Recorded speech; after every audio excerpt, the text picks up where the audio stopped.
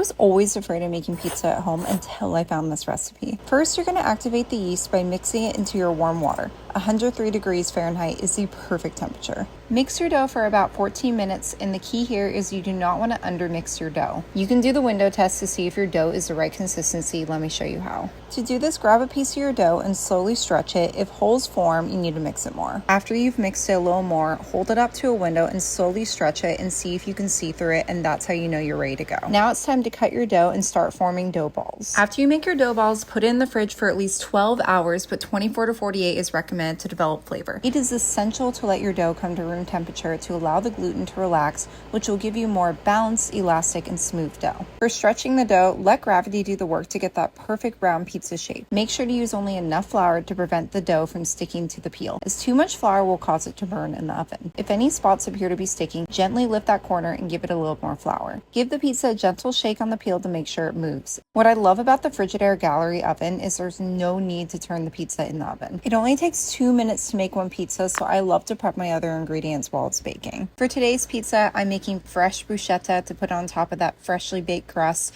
and I'm going to drizzle it with a little bit of olive oil, and then I'm going to finish by putting a fresh ball of burrata, and then finishing with a little black pepper. It is going to be so delicious, and see how easy it is to make homemade pizza dough. Don't be afraid.